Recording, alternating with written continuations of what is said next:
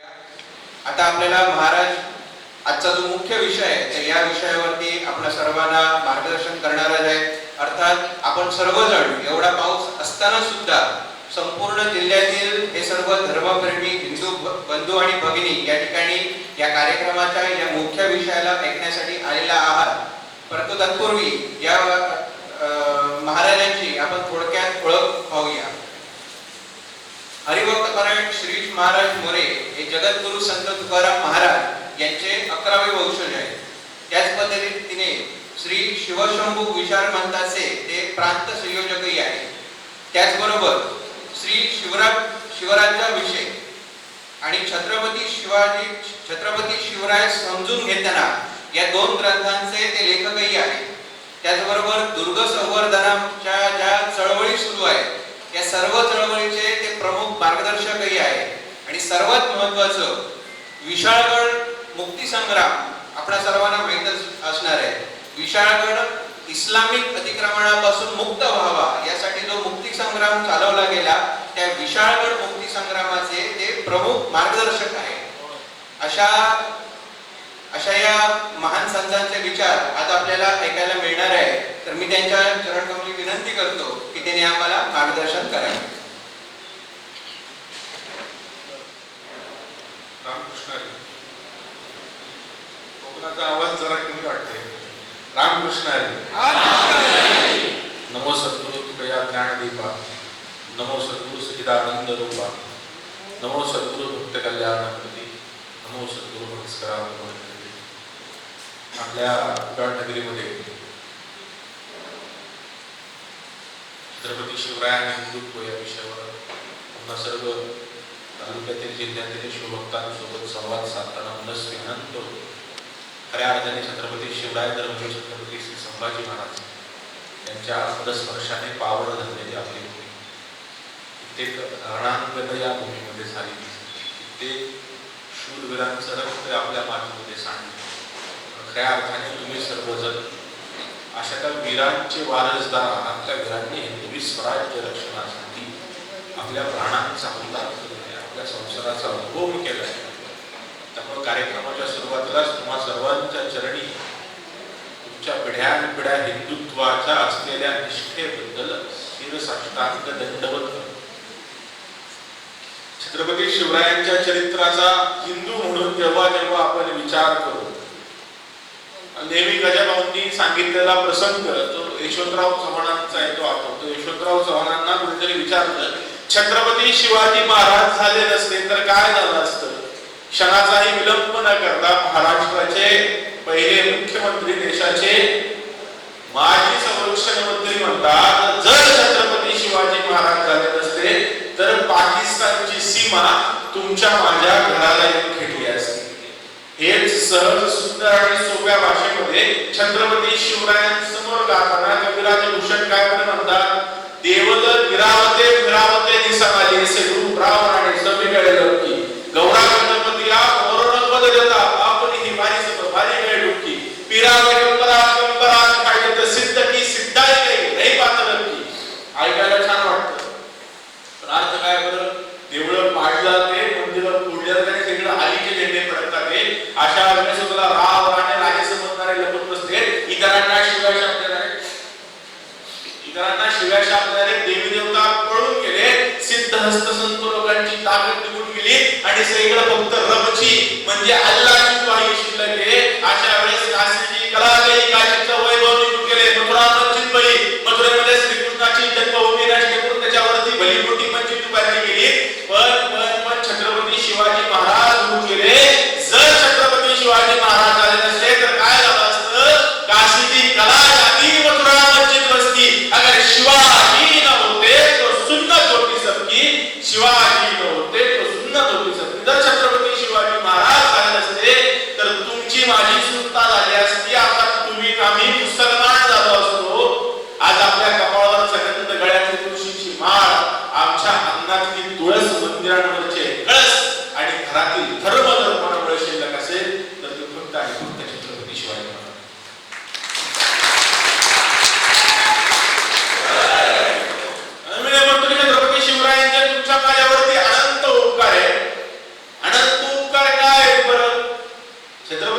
शिवाजी महाराजांनी हिंदवी स्वराज्य स्थापन केलं म्हणजे नेमकं काय केलं? आज आम्हाला शिवछत्रपतींचं चरित्र संपूर्ण माहिती आहे. शिवाजी महाराजांचा जन्म कधी झाला, मृत्यू कधी झाला, शिवाजी महाराजांनी राज्याभिषेक कधी करून घेतला, शिवाजी महाराजांनी स्वराज्याची स्थापना कोणत्या किल्ल्यावरती केली, स्वराज्याची शपथ कुठे घेतली, अफजलखानाला कधी काम काढलं, शाहिस्तेखानाची कोठे कधी छाडली, हे सगळं आपल्याला माहिती आहे. कुठे कुठे झाले प्रसंग आपल्या सगळ्यांना माहिती आहे. पण या सगळ्याच्या पाठीशी एक अंतरंग शिवचरित्राचं आहे. ते अंतरंग आज आपण मांडण्यामध्ये हिंदू म्हणून कमी पडतोय. छत्रपती शिवाजी महाराजांनी हा सगळा खाडाडोब का केला? विचार करा. एका अर्थाने आजच्या परिभाषेत वतनांची जहागिरी छत्रपती शिवरायांकडे वाडवडिलांची चालत आलेली आहे. पुण्याचं इंदापूरचं वतन जहागिरी असताना शिवरायांना कशाला परत एका नवीन राज्याचा खाडाडोब करण्याची आवश्यकता पडावी? एवढा सगळा भला मोठा मुलूक त्यांच्या जवळ असताना छत्रपती शिवाजी महाराजांना का वाटते बरं माझं राज्य असलं पाहिजे, हे हिंदवी स्वराज किंवा श्रींची इच्छा हिंदुत्व राज्य असलं पाहिजे? या सगळ्याच्या पाठीशी छत्रपती शिवरायांचा जो विचार आहे ना, तो विचार हिंदू म्हणून समजून घेणं आवश्यक आहे. त्यामुळे मी नेहमी म्हणतो छत्रपती शिवरायांचे तुमच्यावरती, माझ्यावरती, अखंड हिंदू समाजावरती अनंत उपकार आहेत. इतके उपकार आहेत, इतके उपकार आहेत, इतके उपकार आहेत. तुम्ही आम्हीच काय, अखंड हिंदू समाजाने जरी आपल्या प्राणांची पुरवठी छत्रपती शिवरायांच्या चरणी अर्पण केली तरी शिवरायांच्या उपकारातून आपण उतरायला येऊ शकत नाही. मी काही उदाहरणं सांगतो. हिंदू समाजाला जागृत करणे काळाची गरज आहे. छत्रपती शिवरायांना हिंदवी स्वराज्य स्थापन करावं लागलं. त्यापूर्वी संपूर्ण देशभरामध्ये परिस्थिती खूप अलबेल होती असं होतं का? आता मध्ये विवेक पंडित सरांच्या घरामध्ये बसताना आमची चर्चा चालू होती की आपल्या देशामध्ये कोणाचा इतिहास शिकवला जातो? तर आपल्यावरती ज्यांनी आक्रमण केली अशांचा इतिहास शिकवला जातो. अकबराचं स्थापत्य शास्त्र, बाबराची अजून काहीतरी कोणतीतरी शैली, औरंगजेबाची चित्रशैली, चित्रच काढायला बसतो आता. एक एक विषय हिंदू समाजापुढे येताना आपल्या पराक्रमी पूर्वजांचा इतिहास आणि त्या सगळ्या अत्याचारी राज्यकर्त्यांनी या देशाच्या हिंदू समाजावर केलेला अत्याचार हे सगळं लपवलं जातं. आणि फक्त परकीय आक्रमक कसे चालले होते, त्यांनी कशा सुधारणा आपल्या देशामध्ये केल्या याची मांडणी केली जाते. पण खऱ्या अर्थाने आक्रमक किती क्रूर होते, किती कपटी होते, किती नीच होते याची इतिहासात शेकडो उदाहरणं आपल्याला पाहायला मिळतील. या आक्रमकांनी या देशाच्या हिंदू समाजावर, हिंदू समाज नेतृत्वावर, हिंदू देवी देवतांवर, हिंदू मठ मंदिरांवर, त्यासोबतच हिंदू राजांवर, हिंदू स्त्रियांवर प्रचंड वाईट प्रमाणामध्ये अत्याचार केल्याची शेकडो उदाहरणे इतिहासात. काही उदाहरणं सांगणारे आपला गांभीर्य कळवलं. राजस्थानच्या इतिहासामध्ये 74 आकडा निश्चित मानला होता. जसं आपल्या महाराष्ट्रामध्ये सणासुदीला काळे कपडे घालणं निषिद्ध, अगदी त्याच प्रकारे राजस्थानच्या इतिहासामध्ये 74 आकडा निषिद्ध. राजस्थानच्या इतिहासाचं काय बरं 74 या आकड्याने वाक्य केलं असेल? का बरं त्यांना आवडत नाही? जेव्हा सम्राट अकबराने चितोडवर आक्रमण केलं, चितोडचा किल्ला आणि परिसर जिंकून घेतला आणि किल्ला आणि परिसर जिंकून घेतल्यानंतर अकबराने, ज्याला सगळ्यात सहिष्णू राजा म्हणून हिंदूंना शिकवलं, त्या अकबराने आदेश काढला, आतापासून इथपासून दिसतील तेवढे हिंदू कापून काढा आणि त्या सगळ्यांच्या गळ्यातली जाणवी गोळा करून आणा. मग दिवसभर भीषण हत्याकांड चाललं. दिसेल त्याला मारण्यात आलं, तोडण्यात आलं, जोडण्यात आलं. अकबराच्या सैन्यामध्ये स्पर्धाच लागली, कोण किती हिंदूंची मुंडकी छाटतोय आणि त्या सगळ्यांच्या गळ्यातली जाणवी तोडून आणतोय. संध्याकाळच्या वेळेला अकबराच्या पुढ्यामध्ये भला मोठ्याचा जाणव्यांचा ढीग मांडण्यात आला. अकबरला आश्चर्य वाटलं की एवढी सगळी कत्तली करून एवढ्या मोठ्या प्रमाणावर जाणवी माझ्या सैन्याने गोळा करून आणली. मग अकबराने आदेश दिला, ही सगळी जाणवी पेटवून टाका, पण पेटवून देण्यापूर्वी या जाणव्यांच्या ढिगाचं वजन करा. अकबराच्या आदेशाने दिवसभर हिंदूंच्या कत्तली केल्यानंतर त्यांच्या गळ्यातल्या जाणव्यांचं वजन किती भरलं माहितीये? एका जाणव्याचं वजन काय असेल? 15 ग्रॅम, 20 ग्रॅम दोराच येतो. जाणव्यांचं वजन भरलं 74 मन 4 शेर. आजच्या भाषेमध्ये 3000 किलो. एका दिवसामध्ये, फक्त एका दिवसामध्ये, एका परिसरामध्ये 1 निशस्त्र निष्पाप सैनिक नसलेले, ज्यांचा कोणत्याही लढ्यामध्ये सहभाग नाही, असे सामान्य तुमच्या माझ्यासारखे हिंदू मारले गेले आणि त्या सगळ्यांच्या गळ्यातली जानवी गोळा करून पेटवून टाकण्यात आली. एकापेक्षा एक भयानक अत्याचारांनी आपला इतिहास भरलेला आहे. तो पीटर मंडी नावाचा ब्रिटिश प्रवासी कानपूरवरून पटण्याला जात असताना मी काय पाहिलं तो लिहून ठेवतोय. 80 मैलाच्या परिसरामध्ये कानपूरवरून पटण्याला जात असताना मी काय पाहिलं तो लिहितोय. इस्लाम न स्वीकारणाऱ्या, इस्लामिक पातशाहीला विरोध करणाऱ्या आणि जिझिया कर न देणाऱ्या हिंदूंची मुंडकी छाटून सुन्यामध्ये एकावर एक अडकवलेली मी पाहिली. ती किती आहे तो लिहून ठेवतोय. कुठं 10, कुठं 20. रस्त्याच्या दुतर्फा ज्या प्रकारे आपण झाडं लावतो, अगदी त्याच प्रकारे हिंदूंना मारून त्यांची मुंडकी छाटून एकावर एक रचलेली होती. ती किती आहे. कानपूर ते पटना या परिसरामध्ये 8500 पेक्षा जास्त एकाच परिसरामध्ये एकाच दिवसामध्ये एवढ्या मोठ्या प्रमाणावर निष्पाप हिंदूंच्या कत्तली केल्या जात होत्या. पण या सगळ्याला आम्ही आव्हान द्यावं, उत्तर द्यावं, जाब विचारावं असं कोणत्याही हिंदूला वाटत नव्हतं. ना समाज सुरक्षित होता, ना समाज नेतृत्व सुरक्षित होतं. देवगिरीचं राज्य आहे, आनंदाचं धर्माचं अधिष्ठान असलेलं राज्य आहे. त्यावरती शंकरदेवराय यादव, रामदेवराय यादव आनंदाने राज्य करत होते. आणि त्याच राज्याला अल्लाउद्दीन खिलजीची वक्रदृष्टी लागली आणि अल्लाउद्दीन खिलजीने देवगिरीला पराभूत केलं आणि देवगिरीतून खंडणीचा ओघ दिल्लीला सुरू झाला. कित्येक वर्ष ही खंडणी अशीच सुरू होती. पण देवगिरीचा जावई असलेला हरपलदेवराय यादव उभा राहिला आणि ते सांगितलं की राज्य आमचं, ही भूमी आमची, इथला खजिना सुद्धा आमचाच असणार. आम्ही 1 रुपयाची खंडणी दिल्लीला पाठवणार नाही. त्यावेळेस अल्लाउद्दीन खिलजीने मुबारक खान खिलजी नावाच्या आपल्या सेनापतीला सांगितलं, जा त्या हरपलदेवराय यादवाचा बंदोबस्त कर. मग अल्लाउद्दीन खिलजीचा सेनापती मुबारक खान खिलजी प्रचंड मोठी फौज पाठा घेऊन हरपलदेवराय यादवाला हरवण्यासाठी देवगिरीच्या दिशेने आलाय. तिकडे हरपलदेवराय यादवाने सैन्याची जमवाजमव केली आणि हरपलदेवराय यादवामध्ये, देवगिरीमध्ये आणि दिल्लीच्या खिलजी घराण्यामध्ये प्रचंड जोराचं युद्ध झालं. दुर्दैवाने त्या लढाईमध्ये हरपलदेवराय यादवाचा पराभव झाला आणि जिवंत हरपलदेवराय यादव मुबारक खान खिलजीच्या तावडीमध्ये सापडला. काय केलं असेल बरं मुबारक खान खिलजीने हरपलदेवराय यादवाचं? मुबारक खान खिलजीने आदेश काढला, हा देवगिरीचा जावई ना, त्या देवगिरीच्या जावयाच्या हातावरची सालं काढा, छातीवरची सालं काढा, पायाची सालं सोला, संपूर्ण शरीर सोलून काढा आणि संपूर्ण शरीर सोलल्यानंतर ज्या देवगिरीचा जावई आहे त्या देवगिरीच्या वेशीवरती टांगा. मुबारक खान खिलजीच्या आदेशाने हरपलदेवराय यादवाचं संपूर्ण शरीर सोलून काढलं. अर्धमेल्या अवस्थेतला रक्ताने लालबुंद झालेला हरपलदेवराय यादव देवगिरीसाठी लढला, इस्लामच्या विरुद्ध लढला. म्हणून देवगिरीचा जावई देवगिरीच्याच किल्ल्याच्या वेशीला अर्धमेल्या अवस्थेमध्ये टांगून टाकण्यात आला. एकापेक्षा एक भयानक अत्याचार या देशीच्या राजांवरती सुद्धा झाले. विजयनगरचं शासन अशाच प्रकारे धर्माचं अधिष्ठान असलेलं राज्य होतं.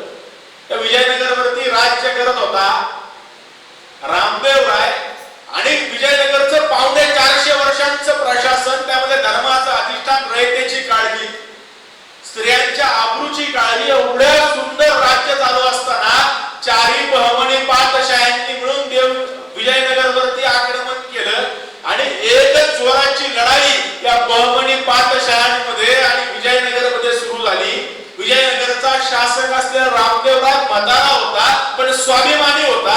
तो उभा राहिला. विजयनगरचं राज्य वाचवण्यासाठी परत एकदा जोराची लढाई झाली.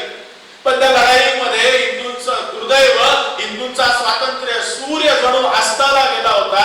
त्या लढाईमध्ये रामदेवरायाचा पराभव झाला आणि परत एकदा जिवंत रामदेवराय सापडलाय बहमनी पातशाह्यांच्या तावडीमध्ये. काय केलं असेल बरं?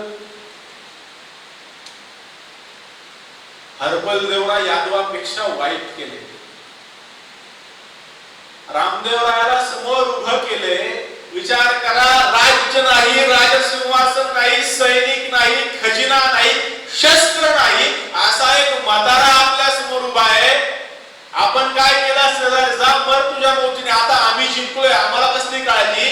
चारी बहमनी पातशाहींनी मिळून आदेश काढला, रामदेवरायाचं संपूर्ण शरीर सोलून काढा आणि त्यानंतर त्या रामदेवरायाच्या शरीराचे पायापासून मस्तकापर्यंत बारीक बारीक तुकडे करा. रामदेवरायाचं संपूर्ण शरीर बहमनी पातशाहींच्या आदेशाने सोलून काढण्यात आलं. अर्धमेल्या अवस्थेतला रक्ताने लालबुंद झालेला धडपडणारा रामदेवराय पायापासून मस्तकापर्यंत बारीक बारीक तुकडे करून मारून टाकण्यात आला. विचार करा, कदाचित ते जिवंत शरीर तुम्हाला त्रास देणार होतं, पण तुकड्या तुकड्या विभागलेला तो मृतदेह तुम्हाला काय त्रास करणार होता. त्या निजामशहाने काय केले, रामदेवरायाचं मस्तक हातामध्ये घेतलंय, त्यातली हाडा मांसाची सगळी घाण बाहेर काढली, ते मस्तक वाल्याच्या टोकावरती अडकवलंय आणि ते नाचवत नाचवत आपल्या राजधानीमध्ये नेलंय. आणि राजधानीमध्ये नेऊन काय केलंय, तर घाण मोदीच्या तोंडावर अशा प्रकारे चिटकवलं की घाण मोदीची सगळी घाण रामदेवरायाच्या तोंडातून बाहेर येईल. आजच्या भाषेमध्ये सांगायचं झालं तर विजयनगरचा शेवटचा शासक असलेल्या रामदेवरायाचं मस्तक निजामशहाने आपल्या राजधानीमध्ये नेऊन संडासाच्या तोंडाला अशा प्रकारे चिटकवलं की संडासाची सगळी घाण रामदेवरायाच्या तोंडातून बाहेर येईल. एकापेक्षा एक भयानक अत्याचार या देशाच्या राजांवर झाले. का झाले, तर ते हिंदू होते म्हणून झाले. बंदासिंग बहादूर यांनी शिखांची प्रचंड मोठी चळवळ चालवली. शिखांचे 14वे धर्मगुरू होते आणि त्यांना आणि त्यांच्या 700 साथीदारांना बहादूर शहाच्या सांगण्यावरून पकडण्यात आलं पंजाबमध्ये. आणि त्या 700 जणांना दिल्लीला आणलं गेलं आणि दिल्लीला आणून त्यांना बादशाहाने प्रश्न विचारला, जर तुम्हाला जिवंत राहायचं असेल तर इस्लाम स्वीकारावा लागेल, माझा धर्म स्वीकारावा लागेल, तुम्हाला तुमचा हिंदू धर्म सोडावा लागेल. बंदासिंग बहादूर आणि 700 सहकारी म्हणले, आम्ही आमचा हिंदू धर्म सोडणार नाही, आम्ही तुझा इस्लाम धर्म स्वीकारणार नाही. त्यावेळेस बादशहाने आदेश काढला, आजपासून रोज 100 याप्रमाणे 700 शिखांची मुंडगी छाटा आणि दिल्लीच्या रस्त्यांवरती लटकवत राहा. कळालं पाहिजे हिंदुस्थानला, जर तुम्ही इस्लामिक पातशाहीला विरोध केला तर तुमची काय अवस्था होईल. रोज 100 या न्यायाने आठवडाभर त्या 700 शिखांची मुंडकी छाटून दिल्लीच्या रस्त्यांवरती लटकवण्यात आली. एवढ्यावरती बादशाह थांबत नाही. 3 महिन्यानंतर बंदासिंग बहादुरांना घेतलंय आणि बादशहाने स्वतःच्या आजोबाच्या कबरीवर नेले आणि स्वतःच्या आजोबाच्या कबरीवर नेऊन काय केले, तर तिथे खांब उभा केलाय. त्या खांबाच्या समोर बंदासिंगांना बसवले, त्यांचे हात पाठीमागे बांधले आणि आता परत बादशाह बंदासिंग बहादुरांना विचारतोय, जर तुला जिवंत राहायचं असेल तर तुला इस्लाम स्वीकारावा लागेल, तुला तुझा हिंदू धर्म सोडावा लागेल. बंदासिंग बहादूर तरी सुद्धा हिंदू धर्म सोडायला तयार नाही. बंदासिंग बहादुरांचा 4 वर्षाचं लेकरू अर्जुन सिंग नावाचा त्यांचा 4 वर्षांचा मुलगा त्यांच्या मांडीवरती ठेवलाय. आपल्या लहान लेकराचा, नातवाचा, मुलाचा, मुलीचा चेहरा डोळ्यासमोर आणा की जिवंत बागडणार, आता कुठं चालायला सुरुवात केलेलं, नीट बोलता सुद्धा न येणार आपलं लेकरू आपल्या मांडीवरती झोपवले आणि जल्लाद धारदार सुरी घेऊन आलाय आणि परत बंदासिंग बहादुरांना म्हणतोय, जर तुला तुझ्या लेकराला जिवंत राहायचं असेल तर तुला आमचा इस्लाम स्वीकारावा लागेल, तुला तुझा हिंदू धर्म सोडावा लागेल. त्यावेळेस सुद्धा बंदासिंग बहादूर म्हणतात, अरे मरण आलं तरी चालेल पण मी माझा हिंदू धर्म सोडणार नाही. बंदासिंग बहादुरांच्या मांडीवरती त्यांच्या 4 वर्षाच्या लेकराला धारदार सुरीने तुकडे तुकडे करत कापलं. छिन्न विछिन्न ते प्रेत तसंच मांडीवरती पडलेलं असताना त्या लहान लेकराची छाती फाडली, त्यातलं हृदय घेतले आणि ते हृदय बंदासिंग बहादुरांच्या तोंडात कोंबले आणि परत आता विचारतात, जर तुला जिवंत राहायचं असेल ना तर तुला तुझा हिंदू धर्म सोडावा लागेल. तेव्हा सुद्धा बंदासिंग बहादूर तयार होत नाही. त्यावेळेस बंदासिंग बहादुरांचं संपूर्ण शरीर सोलून काढले, हातपाय छाटले, डोळे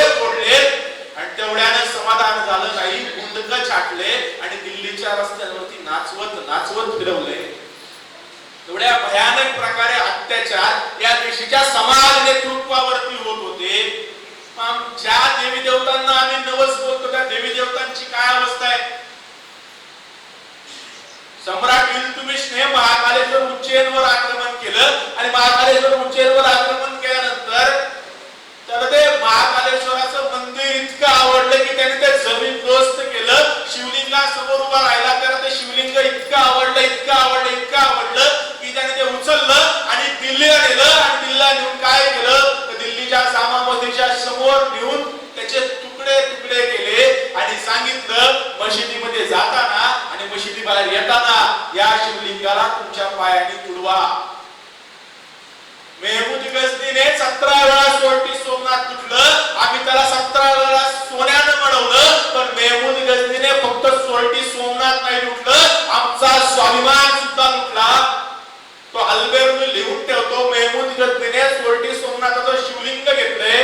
विचार करा, ज्याला आम्ही बसतो पुजतो नवस बोलतो अभिषेक घालतो, जो आम्हाला 12 ज्योतिर्लिंगांपैकी एक आहे, अशा सोरटी सोमनाथाची मूर्ती घेतली. त्या मूर्तीचे तुकडे तुकडे केले आणि त्यातले काही तुकडे गझनीला नेले. कुणी? मेहमूद गझनीने अफगाणिस्तानमध्ये. आणि गझनीला नेऊन काय केले? गझनीच्या मशिदीच्या बाहेर नेऊन टाकले. कशासाठी? तर त्याने आदेश काढलाय तुम्ही इथंच फिरत असताना तुमच्या पायाला जो चिखल लागेल तो चिखल पुसण्यासाठी या सोरटी सोमनाथाच्या मूर्तीचा वापर करा. ज्याला आम्ही बसतो पूजतो तो सोरटी सोमनाथ शेकडो वर्ष या यवनांच्या पायाचा चिखल पुसण्यासाठी वापरला जातो. पंढरपूरच्या पांडुरंगाची वेगळी गोष्ट नाहीये, तुळजापूरच्या तुळजा भवानीची वेगळी गोष्ट नाहीये, अयोध्येच्या रामाची वेगळी कथा नाहीये, मथुरेच्या कृष्णाची वेगळी कथा नाहीये. काशीचा विश्वनाथ सुद्धा हेच ओरडून ओरडून सांगतोय देशभर या इस्लामिक आक्रमकांनी एक मंदिर नसेल जे सोडलं असेल, प्रत्येक मंदिरामध्ये जावं, त्या मंदिरातली मूर्ती घ्यावी, तिचे तुकडे तुकडे करावे. जर मूर्ती धातूची असेल तर ती वितळावी आणि तोफ गोळा करण्यासाठी त्या मूर्तीचा वापर करावा. मंदिर जमीनदोस्त करावं, त्या मंदिराचा उकिरडा करावा, त्या मंदिरामध्ये गाय कापावी. हा सगळा नित्य नियम देशभरामध्ये शेकडो कागदपत्रांमध्ये पाहायला मिळेल. पण हे सगळं थांबावं, आमच्या समाजावरती अत्याचार होऊ नये, आमच्या समाज नेतृत्वावर अत्याचार होऊ नये, आमच्या देवी देवतांवरती अत्याचार होऊ नये म्हणून लढणारा एक सुद्धा राजा या मातृभूमीमध्ये नव्हता. अहो, जर देवी देवतांची ही अवस्था असेल तर आमच्या माय भगिनींची काय परिस्थिती होती? कुणी यावं आमच्या माय भगिनीला घोड्यावरती टाकावं, तिच्यावरती बलात्कार करावा, एकाच स्त्रीवर 20-20, 25-25 नराधमांनी अत्याचार करावे, तेवढ्यानं समाधान होत नाही. त्या स्त्रियांच्या नग्न दिंडी गावागावातून काढाव्या, तेवढ्यानं समाधान होत नाही.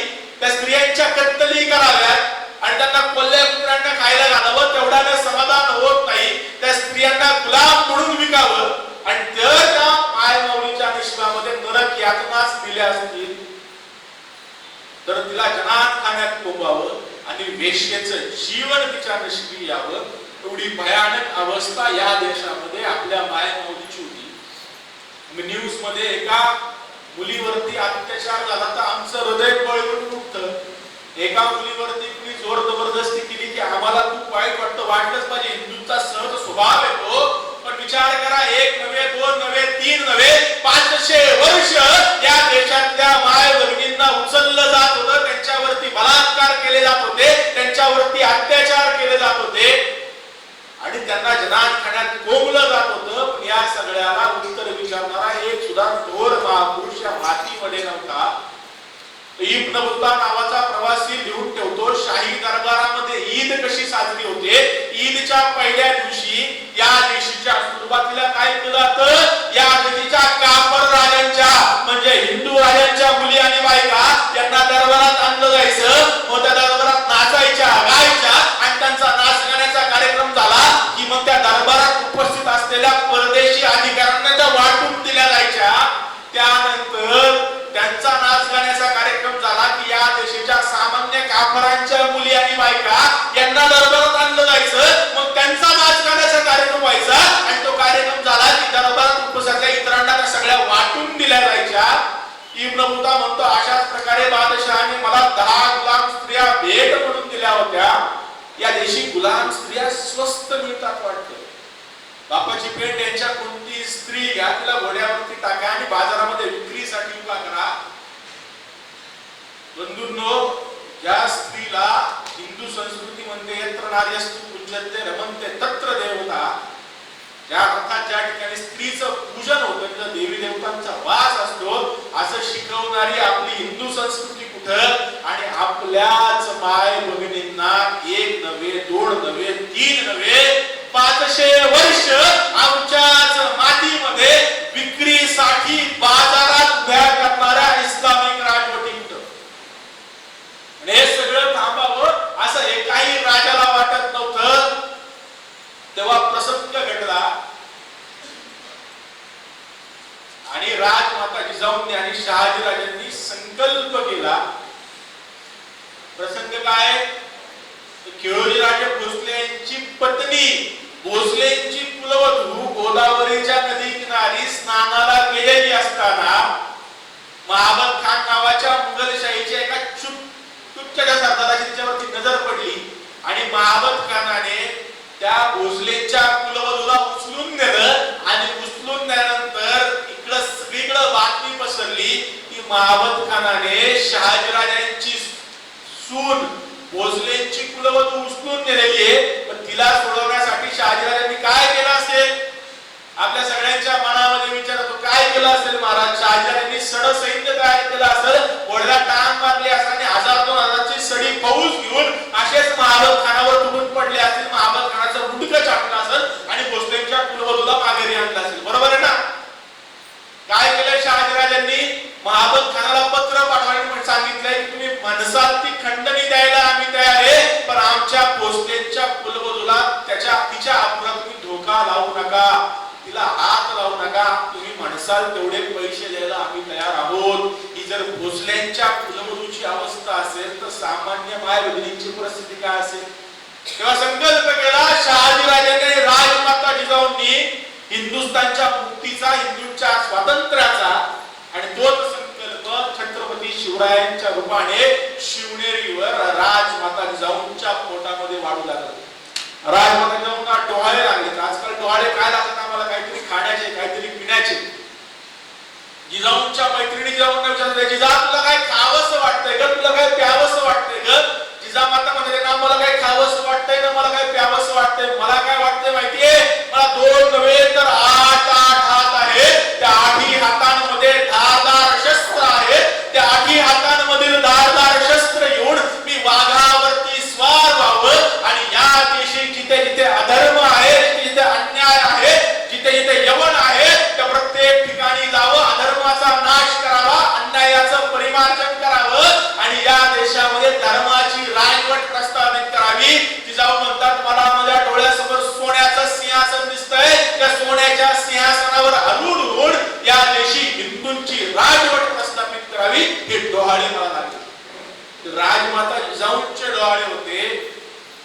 रायगडावर 32 मणाचं सुवर्ण सिंहासन साकार झालं आणि 1000 वर्षाच्या इस्लामिक गुलामगिरीनंतर हिंदुत्वाची स्वर्ण पहाट झाली आणि छत्रपती शिवरायांच्या रूपाने भारत मातेला पहिला हिंदू राजा मिळाला.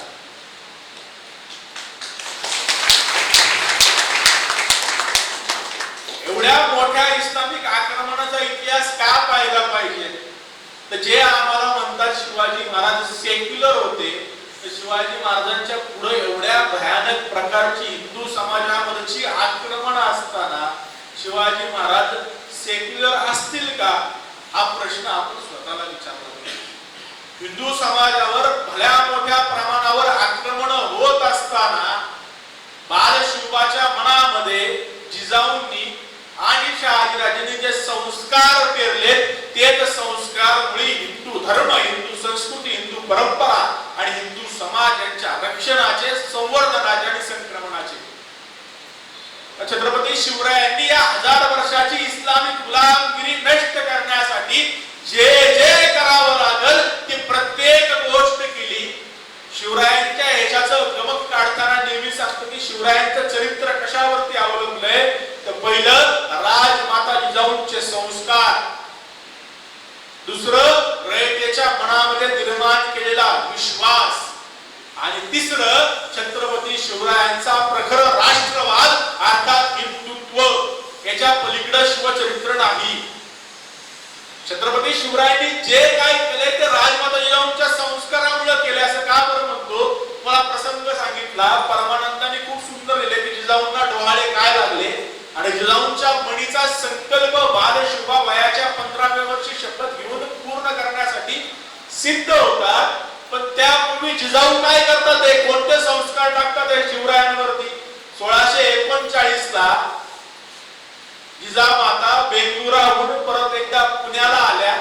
पुण्याला आल्यानंतर त्या पाहतात मुरार शेकदेवाने त्या पुण्याच्या मध्यवर्ती भागामध्ये रोवलेली पहार, त्याच्यावरती अटकवलेली तुटकी चप्पल, आणि त्यांना आठवतंय याच पुण्याच्या सगळ्या गावावरून पुनवडीवरून मुरार शेकदेवाने फिरवलेला गाढवाचा नांगर, आणि त्याने सांगितलं होतं की ही भूमी आता राहण्यासाठी योग्य नाही, आणि उद्ध्वस्त झालेलं पुणे, जळणारं पुणे जिजाऊंच्या डोळ्यासमोर उभं राहिले.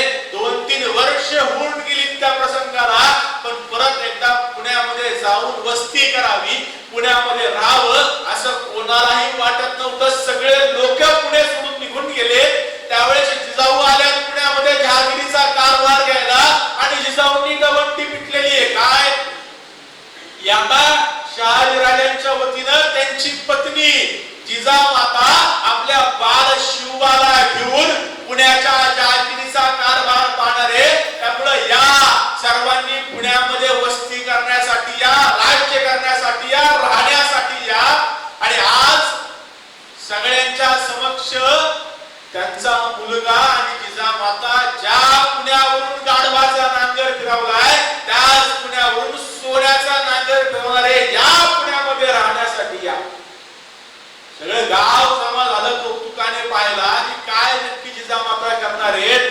तर आसपासच्या गावात परागंदा झालेली लोक सुद्धा हळूहळू पुण्यामध्ये यायला लागली, आणि जिजामातांनी काय केलंय, बाल शिवबाला घेऊन स्वातंत्र्याचं बीज त्या सोन्याच्या नांगरामध्ये पेरलंय, आणि सोन्याचा नांगर पुण्यावरून चालवलाय. तेवढ्यावरती जिजामाता थांबत नाही, ती तुटकी चप्पल आणि पहार उकरून टाकली, आणि कसबा गणपतीचा जीर्णोद्धार केलाय, परत एकदा पुणे वसवले, आणि छत्रपती शिवरायांच्या मनामध्ये संस्काराचं बीज रोवले. कोणत्या? तर स्वातंत्र्याच्या. त्यामुळे राजमाता जिजाऊंचे संस्कार, रयतेच्या मनामध्ये निर्माण केलेला विश्वास, प्रचंड विश्वास छत्रपती शिवरायांनी रयतेच्या मनामध्ये निर्माण केला.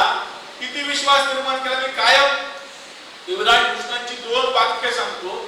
आपण खूपदा शिवचरित्र वाचलेलं असतं किंवा नसतं, आयुष्यामध्ये शिवचरित्र वाचा अगर वाचू नका, पण कविराज कृष्णांच्या या 2 पंक्ती मात्र आपल्या मनपटलावरती कोरून ठेवा, कारण त्या 2 पंक्ती म्हणजे शिवचरित्राचं सार आहे. काय झालं, एकदा लोकांनी देवाची प्रार्थना केली, भगवंत प्रसन्न झाले, आणि भगवंत प्रसन्न झाल्यानंतर वत्सांना, भक्तांना विचारत, बोला वत्सांनो, मी तुमच्यावरती प्रसन्न झाले, तुम्हाला काय मागायचंय ते मागा, सोनं नाणं पैसा अडका जड जवाई गाडी बंगला, जे पाहिजे ते मागा, तुम्ही मागसाल ते द्यायला मी तयार आहे. त्यावेळेस भगवंताला भक्त काय म्हणतात, ते भगवंता आम्हाला तुझं सोनं नाणं पैसा अडका जड जवाई गाडी बंगला काही नको, याही पुढे जाऊन काय म्हणतोय कविराज भूषण, व्यापारी जहाज के ना राजा वारी राज के. भगवंता आम्हाला तू कोणत्याही जहाजाचा व्यापारी करू नकोस, अथवा कोणत्याही राज्याचं राजे पद सुद्धा देऊ नकोस. विचार करा, भक्त काय मागतात, हे सोनं नाणं पैसा अडका जड जवारी गाडी बंगला काही नको, हे नकोच नको. पण भगवंता ज्याला आर्थिक सत्ता म्हणतात ते जहाजाचं व्यापारी पद सुद्धा नको, आणि ज्याला राजसत्ता म्हणतात ते राज्य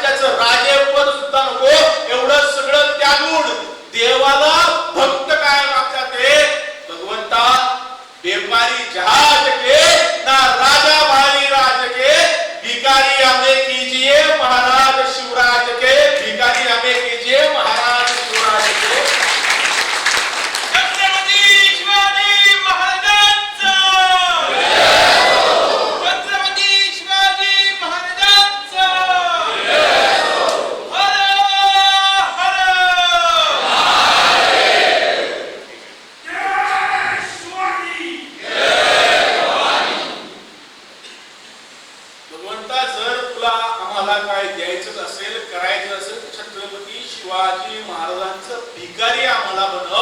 विचार करा, शिवरायांनी किती विश्वास त्या काळच्या रयतेच्या मनामध्ये निर्माण केला असेल. तर अर्थात तो कशावरती निर्माण केला? या दिशेच्या रयतेची काळजी घेतली, पोटच्या लेकराप्रमाणे शेतकऱ्याला कष्टकऱ्याला जपले, माय भगिनींच्या आबरूचं रक्षण केले. 13व्या वर्षी रांजाच्या गुजर पाटलाचा एका स्त्रीवरती पदंपल केला म्हणून चौरंगा केलाय. स्त्रियांच्या अब्रूविषयी, इज्जतीविषयी सन्मानाविषयी छत्रपती शिवराय किती सक्षम आहेत, किती सज्ज आहेत याचं उदाहरण यापेक्षा वेगळं कोणतं असेल? विचार करा, आजच्या परिप्रेक्षामध्ये आज आपण सगळेजण भाषण ऐकायला जमलोय, आपण सगळेजण नोकरीला जातो. विचार करा, तुम्ही जर तुमच्या घराबाहेर पडताना तुम्हाला असं कळालं की तुमच्या घरामधल्या मुलीचा, बहिणीचा, आईचा किंवा आजी, चुलती, कुणी कोणत्याही स्त्रीच्या अब्रूला धोका आहे, तर आपलं पाऊल घराबाहेर पडेल का? 2 तासासाठी भाषणाला जायचंय, जायला 8 तास, यायला 8 तास, भाषण ऐकायला 1 तास, पण 2 तासासाठी बाहेर जात असताना जर आपल्याला कळालं की आपल्या घरातील स्त्रीची अब्रू सुरक्षित नाहीये, आपल्या घरातून आपलं पाऊल बाहेर पडत नाही. आजच्या काळामध्ये किती सुविधा आहेत. व्हिडिओ कॉल करतो बाई, बस तू घरात, टेक्स्ट मेसेज कर, व्हॉट्सअप कॉल कर, रेग्युलर कॉल कर, मेसेज कर.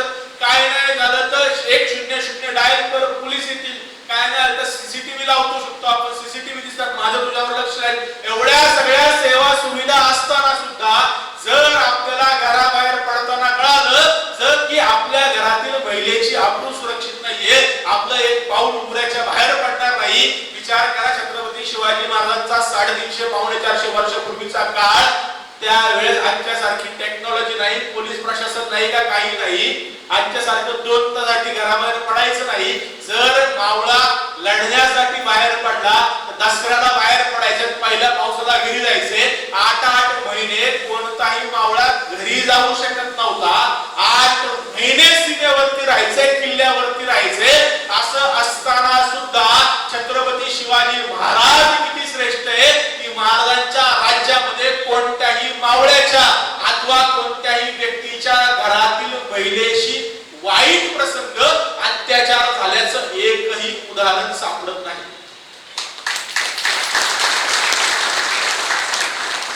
महाराजांचं न्यायशास्त्र इतकं श्रेष्ठ आहे. महाराजांनी पोटच्या लेकराप्रमाणे या स्वराज्यातल्या प्रत्येक माय भगिनीची काळजी घेतली.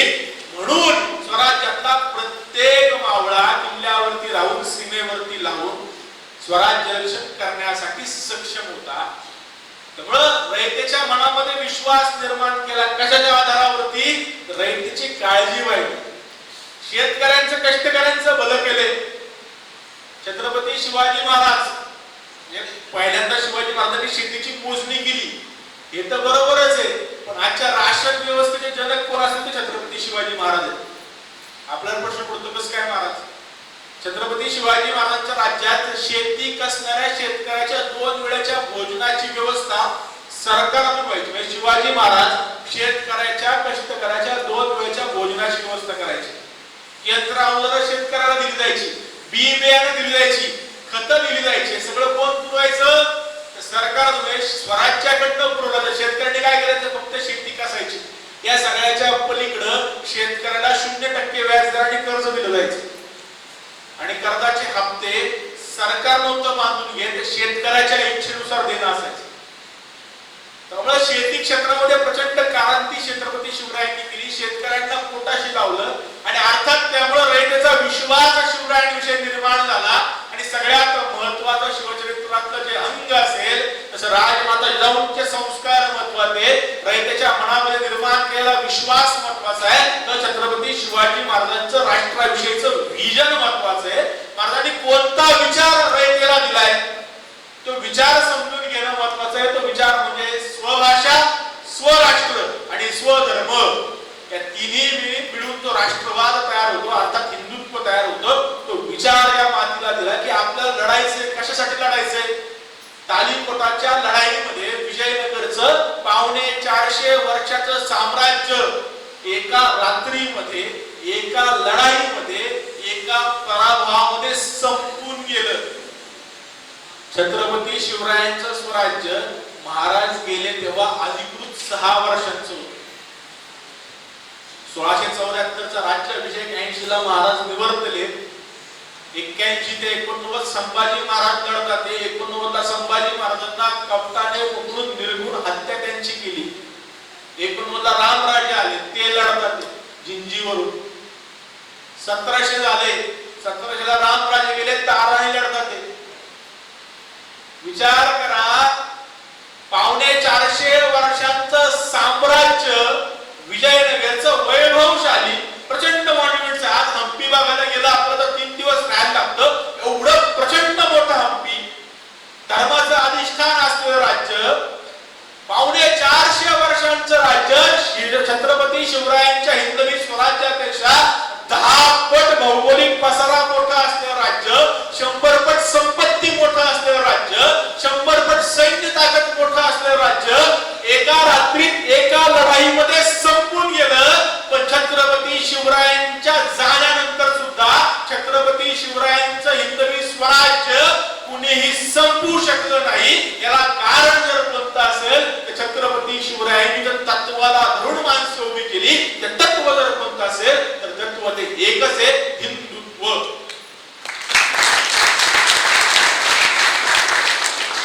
तीन मुद्दे प्रत्येक शिवभक्ताने हिंदू समाजापुढे आजच्या घडीला मांडले पाहिजेत. पहिलं, आमचा राजा काय होता तर स्वभाषा प्रेमी होता. स्वभाषेचा शिवरायांचं आपल्या सगळ्यांना माहिती आहे, खूप खोलात सगळ्यामध्ये जाणार नाही. छत्रपती शिवाजी महाराजांनी काय केलंय तर राज्याभिषेकाच्या निमित्ताने धुंडीराज व्यास आणि रघुनाथ पंत हनुमंतांना बोलवले आणि सांगितलंय की राज्यकारभार दूषित झालाय. राज्यकारभाराची भाषा शुद्ध करण्यासाठी तुम्ही राज्य वार कोशाची सिद्धता करा. आणि धुंडीराज व्यास आणि रघुनाथ पंत हनुमंते या दोघांनी मिळून राज्य वार कोश तयार केलाय. राज्यकारभारातले परकीय अरबी फारसी शब्द हटवून त्याला पर्यायी संस्कृत किंवा मराठी शब्द दिले. या शब्दांची संख्या किती आहे माहितीये? 1380. 1380 पेक्षा जास्त परकीय शब्द हटवून छत्रपती शिवरायांनी त्याला पर्यायी संस्कृत किंवा मराठी शब्द दिले. स्वभाषा. इथवर शिवाजी महाराज थांबत नाही. छत्रपती शिवाजी महाराजांचे वडील शहाजीराजे, माता जिजामाता यांच्या राजपुत्रा फारसी भाषेत आहेत. पण शिवाजी महाराजांनी राज्य निर्माण करताना स्वतःची राजमुद्रा निर्माण केली. प्रतिपचंद्र लेख विश्ववंदिता शासनो शिवसैषा मुद्रा मुद्राय राजते. राजमुद्रा आपल्याला माहिती आहे, अर्थ सुद्धा आपल्याला माहिती आहे की राजमुद्रा शिवरायांची मात्र कोणत्या भाषेमध्ये? संस्कृत भाषेमध्ये आणि देवनागरी लिपीमध्ये तयार केली. शेकडो वर्षाच्या परकीय गुलामगिरीनंतर शिवाजी महाराज पहिले राजे असे की ज्यांनी स्वतःची मुद्रा स्वतःच्या भाषेमध्ये तयार केली. महाराज इथवर थांबत नाही तर स्वतः सोबत स्वतःच्या सगळ्या सहकार्यांच्या सुद्धा राजमुद्रा शुद्ध करून घेतल्यात आणि त्या संस्कृत किंवा मराठी भाषेमध्ये तयार करून घेतल्यात. स्वभाषा. दुसरा मुद्दा आहे स्वराष्ट्र.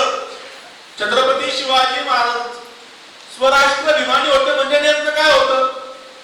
आजकाल आमचे भारताचे पहिले पंतप्रधान सुद्धा म्हटले होते की हा देश एक नव्हता, इंग्रज आले म्हणून आम्ही एक झालो, नाहीतर आम्ही तुकड्या तुकड्यामध्ये विभागलेले होतो. आमच्या देशामध्ये कुणातही राष्ट्रीय दृष्टी नव्हती आणि भारताच्या सीमा कुणाच्याही पक्क्या नव्हत्या. त्यावेळेस शिवरायांचं चरित्र अभ्यासायला आपलेच पूर्वज कमी पडले. छत्रपती शिवाजी महाराजांचं स्वप्न काय बरं? एक मुघल अधिकारी होता आणि तो वारंवार औरंगजेबाला पत्र लिहायचा की तुम्ही मला सैन्य पाठवा, तुम्ही मला खजिना पाठवा. मी आज शिवाजीला पकडतो, शिवाजीला धरतो, शिवाजीला मारतो, शिवाजीला हरवतो. हे पत्र गुप्तहेर खात्यामार्फत शिवाजी महाराजांना जाऊन पोहोचलं आणि शिवाजी महाराजांना जाऊन पोहोचल्यानंतर शिवाजी महाराजांनी त्याला उत्तर दिले आणि त्या उत्तरामध्ये शिवाजी महाराज त्या मुघल अधिकाऱ्याला म्हणतात की बादशाह हुकूम फरमावतो किल्ले काबीज करा आणि तुम्ही माना डोलवून म्हणता की आम्ही किल्ले काबीज करतो आहोत. जर तुम्हाला लढण्याची एवढीच खुमखुमी असेल, काय म्हणतात शिवाजी महाराज, आमच्या येथे उडत्या पक्षाचे पंखावर शेवाळ उगवते. तुमच्यामध्ये लढण्याची एवढीच खुमखुमी असेल. मी आता येताना एक फोटो काढला, पत्र्यावरती सगळं शेवाळ होतं. कोकणात तुम्ही राहता, तुम्हाला माहिती आहे पत्र्यावरती काय साफ नाही केलं तर आहेच सगळं हिरवळ. शिवाजी महाराज किती दूर दूरदृष्टी ते 400 वर्षापूर्वी आमच्या येथे उडत्या पक्षाच्या पंखावर शेवाळ उगवते. जर तुमच्यामध्ये लढण्याची एवढीच कुमकुमी असेल, उद्या नव्हे आजच चालून या. माझ्या भूमीचं रक्षण करणं हे माझं कर्तव्य आणि मी ते प्राणपणाने निभावीन. माझी भूमी म्हणजे शिवाजी महाराजांची काय भूमीची मोजमापची कल्पना तर असेल ना, की माझ्या भूमीचं रक्षण करायचं म्हणजे काय करायचंय. जर आपल्याला कोण म्हटलं की या हॉलचं रक्षण आपल्याला करायचंय, तर आपण कुठं जाऊन उभे राहू का? राहणाऱ्या हॉलच्या चतुष्सीमांमध्ये. पण शिवाजी महाराजांच्या चतुष्सीमा पक्क्या आहेत का नाही?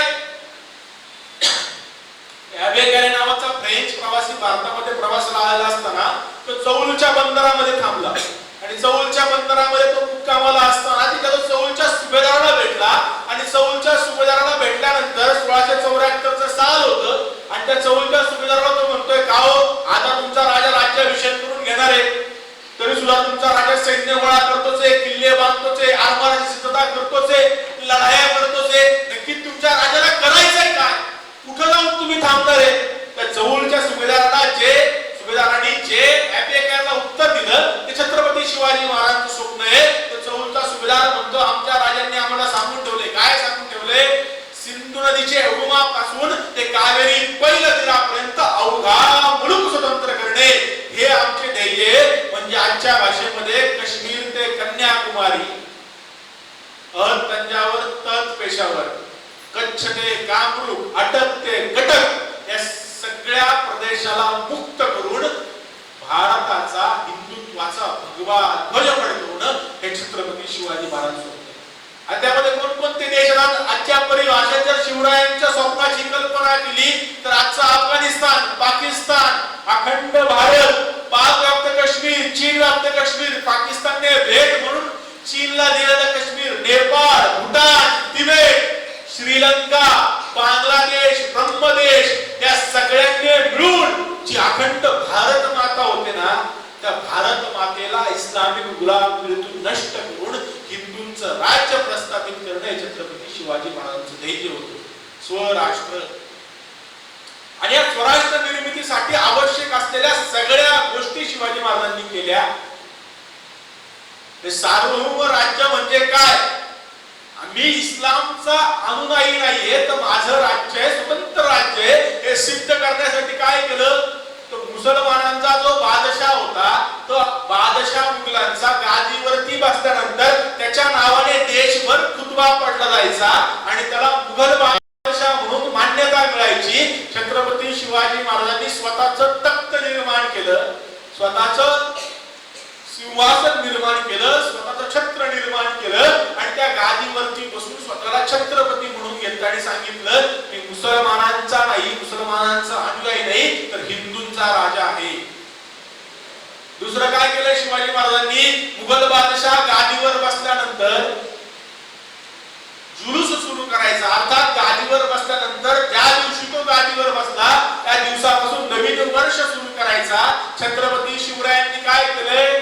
तर ज्या दिवशी राज्याभिषेक झाला त्या दिवशी 35वी राज्याभिषेक सुरू केले आणि मी मुसलमानांचा मांडलिक नाही, तर हिंदूंचा राजा आहे हे स्वतःला घोषित केले. तिसरं सगळ्यात महत्वाचं कोणतं? तर मुघल बादशाह स्वतःचा राज्याभिषेक होत असताना, ताजपोशी होत असताना सोन्याची नाणी पाडायचे. छत्रपती शिवरायांनी सुद्धा राज्याभिषेकाच्या निमित्ताने स्वतःची नाणी निर्माण करण्याचा कारखाना सुरू केला. स्वतःची नाणी शिवरायांनी पाडली, सोन्याची आहे, तांब्याची.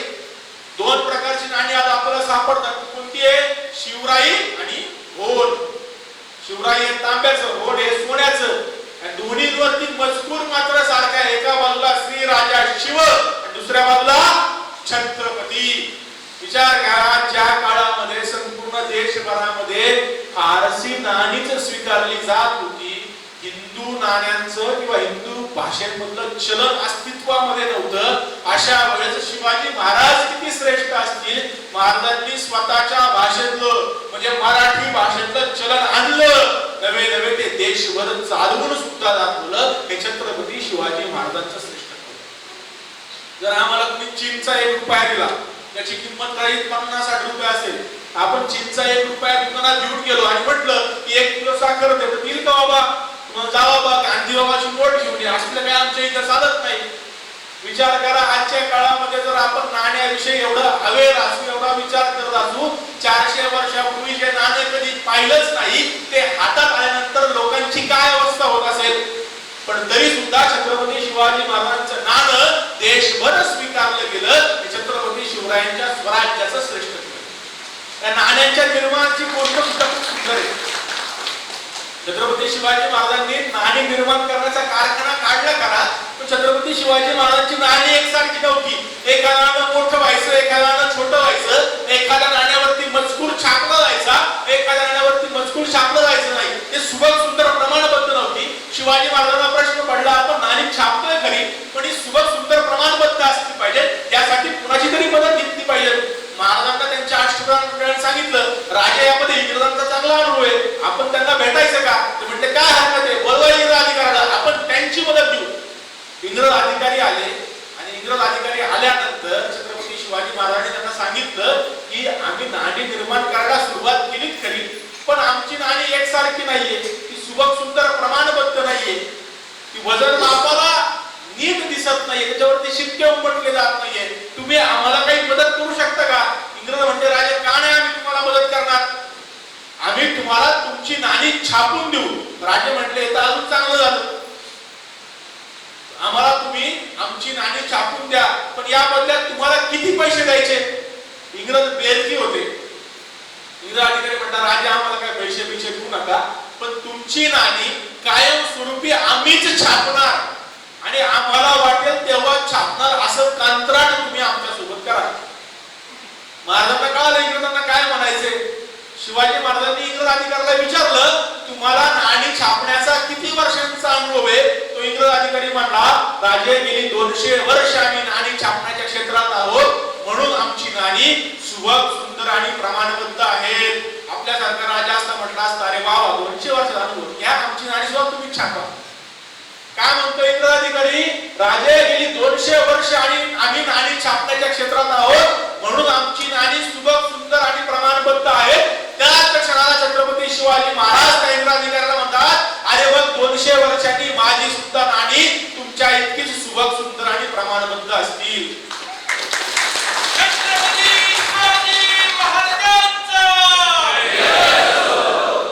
स्वराष्ट्र. आणि या सगळ्याच्या पलीकडे छत्रपती शिवरायांच्या राजवटीचा जो मूळ उद्देश आहे, मूळ गाभा आहे. आपल्या शरीरामध्ये सगळे अवयव असतात.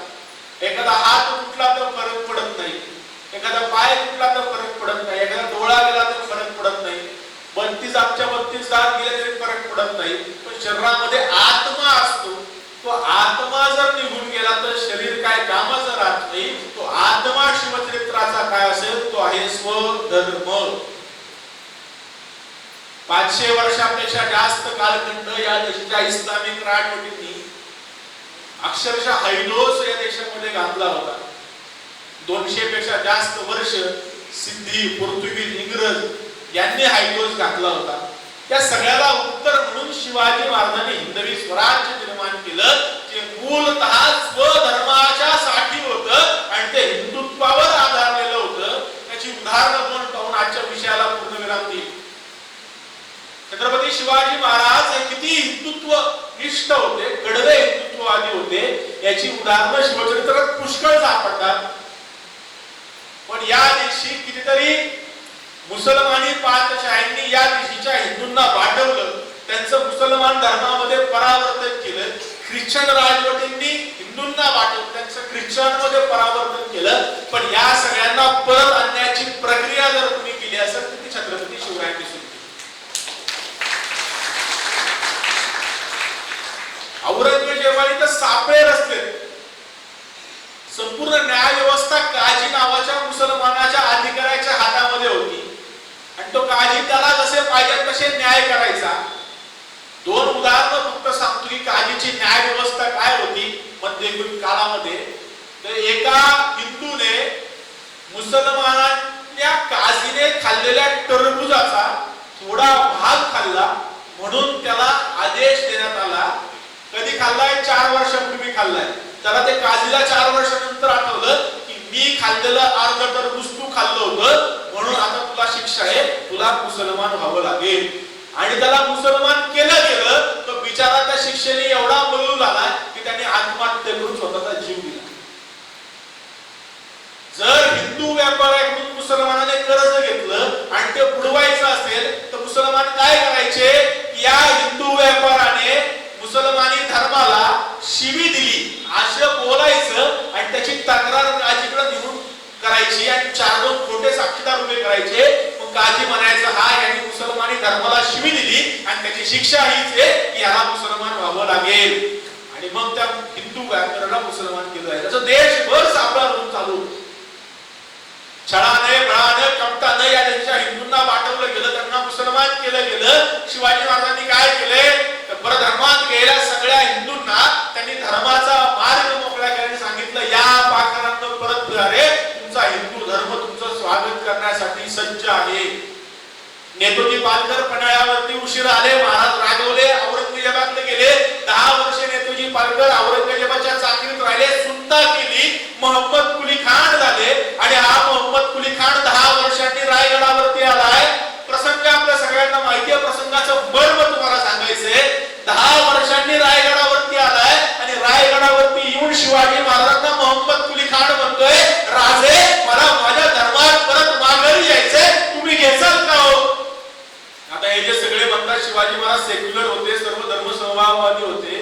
तर महाराज एवढे सर्व धर्म समभाववादी असते तर शिवाजी महाराज काय म्हटले असते मोहम्मद कुली खानाला? अरे मोहम्मदा, या धर्मात राहिला काय, त्या धर्मात राहिला काय, एकच की आमच्या धर्मात लोटांगण घालून देवाची प्रार्थना करावी लागते, तुझ्या धर्मात गुडघ्यावर बसून करावी लागते. कर की तिकडे प्रार्थना. पण छत्रपती शिवाजी महाराज हे सर्व धर्म समभाववादी नाही, तर ते हिंदू पदपातशाह आहेत.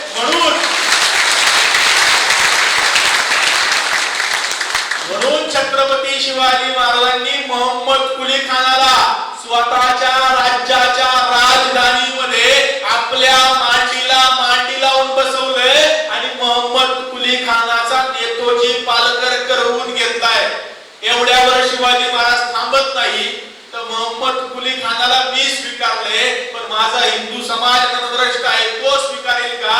तर नेतोजी पालकरांना या हिंदू समाजाने स्वीकारलं पाहिजे. म्हणून नेतोजीच्या पुतण्याला जानोजी पालकराला स्वतःची मुलगी दिली आणि त्याच्यासोबत रोटी पेटीचा वार केला. शिवाजी महाराज किती श्रेष्ठ याचं फक्त एक दृष्टांत म्हणून या देशामध्ये 500 वर्ष इस्लामिक राजवट असताना आमच्या हिंदू सरदार, वतनदार, जहागीरदार, राजे, रजवाडे यांनी स्वतःच्या मुली दिल्या. कुणाला? मुसलमान सरदार, वतनदार, जहागीरदार राजांना. का? स्वतःचं राज्य टिकवायचं म्हणून. छत्रपती शिवाजी महाराज एकमेव अपवाद आहे ज्यांनी स्वतःची मुलगी परावर्तन झालेल्या मुसलमानाला शुद्ध करून घेताना दिली. राज्य टिकवण्यासाठी नाही, धर्म टिकवण्यासाठी.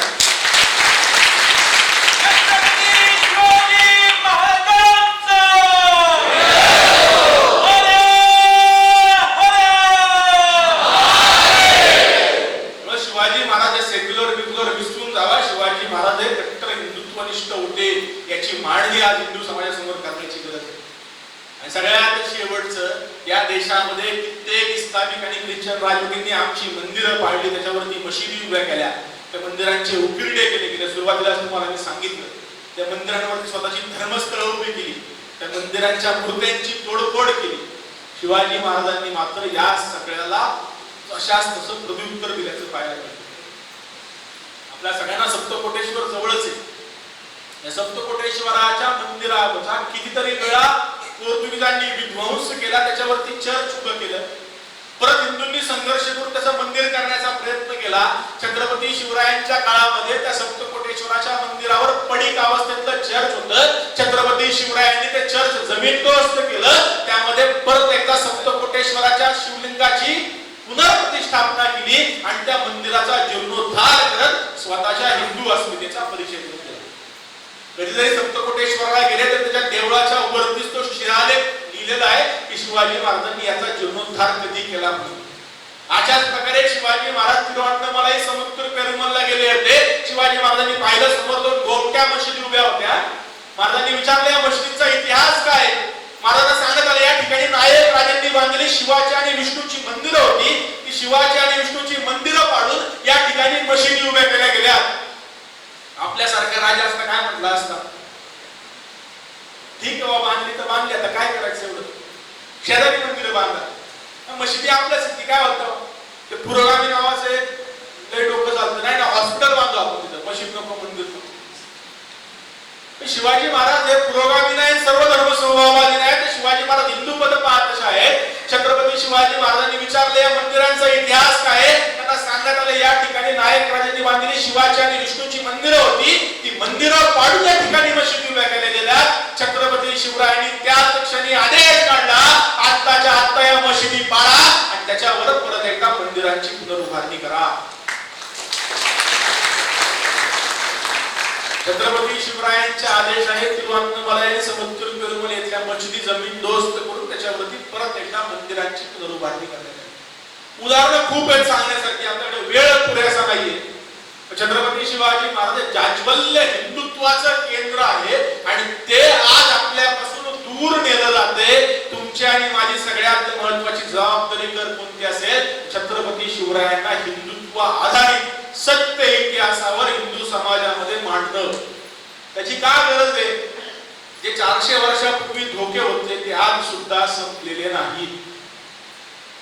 मुंबईमध्ये एका महिलेची झालेली हत्या, उरणमध्ये एका 25 वर्षीय मुलीवर बलात्कार करून तिचे तुकडे तुकडे करून झालेली हत्या, गोरक्षण करणाऱ्या एका कार्यकर्त्याची धारावीमध्ये झालेली हत्या, त्याच्या अंत्ययात्रेवर होत असलेली झालेली दगडफेक, लव जिहाद, लँड जिहाद, ही सगळी उदाहरणं आजच्या आक्रमणाची आहेत. जे आक्रमण इस्लामकडून वारंवार होत जाते, या सगळ्याला उत्तर जर कोण असेल तर ते फक्त आणि फक्त छत्रपती शिवाजी. त्यामुळे शिवाजी महाराज आपल्या मनामनातून संपले जाऊ नयेत यासाठी संकल्प करा हिंदुत्व रक्षणाचा. काय केलं पाहिजे हा प्रश्न पडतो. काय नाही केलं तरी हिंदुत्व आधारित मतदान मात्र करा, बाकी काय करा ना, तुझं नाम आहे. जर मुसलमान म्हणून मुसलमानांचा स्वतःचा विचार करत असेल तर हिंदूंनी हिंदूंचा विचार केला पाहिजे. जर आम्ही आजच्या परिप्रेक्षात स्वतःचा विचार करू शकलो नाही तर आमच्या सारखे नतद्रष्ट आम्हीच असू. त्यामुळे हिंदुत्वासाठी जे जे करावं लागेल ते सगळं करून हिंदुत्व रक्षणाचं कार्य करण्यासाठी सिद्ध व्हा, एवढंच आवाहन करतो. आता तर मी एक दृष्टांत सांगतो. छत्रपती शिवाजी महाराज आपल्यासाठी काय आहे तर सोन्याची कवडे, असं मी नेहमी सांगतो. दृष्टांत सांगतो आणि माझ्या वाणीला पूर्ण विराम देतो.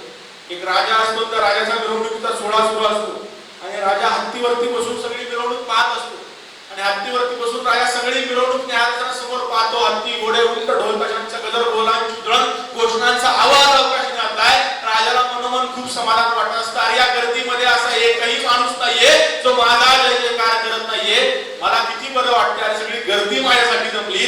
पण राजाचं लक्ष एका कोपऱ्यामध्ये जातं, एक जण खाली वाकून काहीतरी करत असतो. राजाला प्रश्न पडतो, अरे जमलेत सगळे माझ्यासाठी, योगन तिरपट तो खाली वाकून काहीतरी शोधतोय. राजा विचार करतो, काय झाले बा, का हा खाली वाकून काहीतरी शोधतोय. राजा हत्तीवरून खाली येतो, त्याला बोलावणं पाठवतो आणि विचारतो, काय बाबा काय झालं, काय जय जयकार करत नाहीये. तो बिचारा म्हणतो, राजे काय नाही, आले तुमच्यासाठी, तुमचा जय जयकार करायचा आहे. पण राजे काय झाले, माझी एक सोन्याची कवडी हरवली, तेवढी सोन्याची कवडी शोधतो आणि मग तुमचा जय जयकार करतो. राजा म्हणतो, हत्तीच्या, अरे एक सोन्याची कवडी हरवणार, मी तुला 100 सोन्याच्या कवड्या देतो. आता जर मला जय जयकार करशील. तो राजाच्या पाया पडतो. राजे काय तुमची कृपा, काय तुमचे उपकार, एका सोन्याच्या कवडीच्या बदल्यात 100 सोन्याच्या कवड्या तुम्ही मला काय. राजा तुमचा काय जय जयकार करणार नाही. राजा म्हणतो, हे घे 100 सोन्याच्या कवड्या आणि जा तुझ्या जागेवर जाऊन आता माझा जय जयकार कर.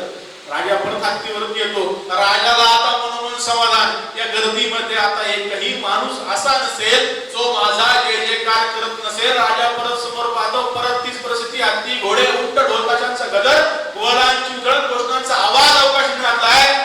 राजा आता आनंदाने पाहतो, अरे 100 सोन्याच्या कवड्या दिल्यात, उड्या मारू मारू जय जयकार करत असेल. राजा परत कोपऱ्यात पाहतो, ते परत खाली वाकून काहीतरी करत असतो. राजा थोडासा चिडतो, अरे याला 100 सोन्याच्या कवडे दिले तरी हा जय जयकार करत नाहीये. राजा हत्तीवरून खाली येतो, त्याला बोलावणं पाठवतो, परत विचारतो काय रे बाबा काय झालं, आता काय जय जयकार करत नाहीये. राजे काय नाही आले तुमच्यासाठी, तुमचा जय जयकार करायचा आहे, पण राजे माझी एक सोन्याची कवडी. अरे 100 सोन्याच्या कवडे दिले ना तुला, म्हणजे काय नाही तिचा मोह सुटत नाही. राजा विचार करतो या गर्दीमध्ये असा एकही माणूस नसावा जो माझा जय जयकार करत नसावा आणि एक दिन पटत काही जय जयकार करत नाही. काय करायचं? राजा म्हणतो एक काम कर, एक राहू दे 100 राहू दे, 1000 सोन्याचे कपडे तुला देतो. आज तुला जय जयकार करशील.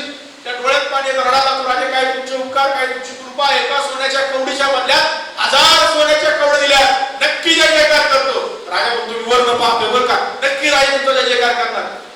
जा तुझ्या जागेवर जाऊन माझा जय जयकार कर. राजा परत हत्तीवरती येतो, परत तीच परिस्थिती. हत्ती घोडे उंट ढोलकाच्यांचा गजर गोलांची उधळण घोषणांचा आवाज अवकाश घातलाय.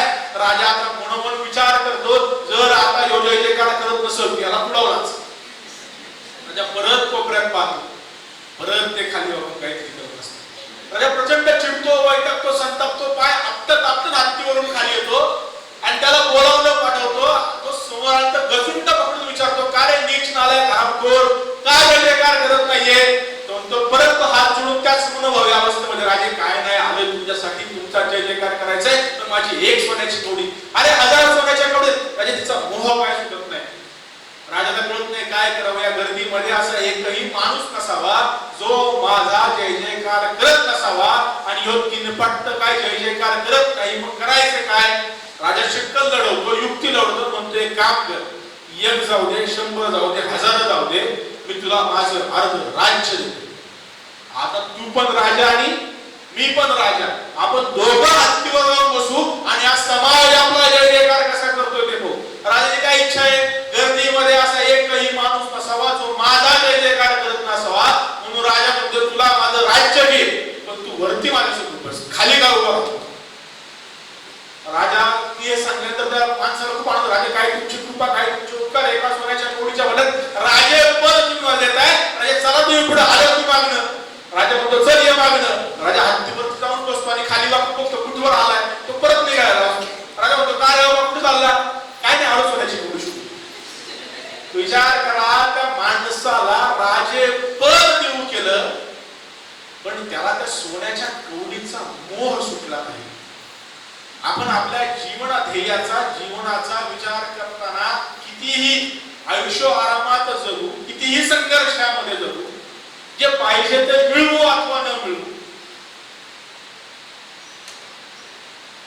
कुडाळला राहू, मुंबईला राहू, जगाच्या पाठीवर कुठेही राहू, आपल्या आवडीची गाडी आपल्या घराबाहेर असावी, आपल्या आवडीचा मोबाईल आपल्या हातामध्ये असावा, आपल्या आवडीचे कपडे आपल्या अंगामध्ये असावे, प्रचंड पैसा कमवा, प्रचंड ऐश्वर्य मिळवा, पण जेव्हा जेव्हा छत्रपती शिवाजी महाराज नावाची सोन्याची कवडी आपल्या डोळ्यासमोर येईल, तेव्हा तेव्हा आपलं आयुष्य यांच्या चरणांशी समर्पित करण्याची तयारी करावी. कविराज भूषण म्हणतात से काशी की कला जाती मथुरा मस्जिद बस्ती, अगर शिवाजी न होते तो सुन्नत होती सकती, शिवाजी न होते तो सुन्नत होती सकती. आज छत्रपती शिवाजी महाराज होऊन गेले म्हणून आपण हिंदू म्हणून जगतोय. आज त्यांच्यासाठी आपण काय करू शकतो ती प्रत्येक गोष्ट करण्याचा संकल्प करा. आजवर आपण जगलो असो स्वतःसाठी, पण इथून उठल्यानंतर संकल्प करा की मला जगायचं शिवाजी महाराजांसाठी. नाही देऊ शकत आपण 24 तास नाही देऊ शकत आपण, 1 तास देऊ शकतो, 1 मिनिट देऊ शकतो, 10 मिनिट देऊ शकतो. जे जमेल ते करा. आजकाल प्रत्येक गोष्ट करण्यासाठी रस्त्यावरती जावं लागतं असं काही नाही. मोबाईल सारखं सुंदर माध्यम आहे ज्याच्यावर आपण शिवाजी महाराजांचं काम करू शकतो. त्यामुळे शिवचरित्रासाठी आवश्यक ते करा, कारण हाच जन्म माणसाचा आहे. पुढच्या जन्मात आपल्या आजच्या जन्मातल्या कर्मानुसार कुत्रा मांजर डुक्कर आपण सगळे काय झालो असं आपल्याला माहित नाही. त्यामुळे मोक्ष प्राप्ती एवढे तर भाग्यवान आपण नसणार आहे. त्यामुळे परत जन्माला यावं लागेल. काही माणसाचा जन्म आला तर कोणाचा जन्म येईल सांगता येत नाही. तर मिळालेल्या जन्माचं सार्थक जर करायचं असेल तर शिवरायांच्या सेवे इतकं सोपं माध्यम नाही. त्यामुळे छत्रपती शिवाजी महाराजांच्या सेवेचा संकल्प करू आणि आजच्या सेवेला आपण पूर्ण करा. रामकृष्ण.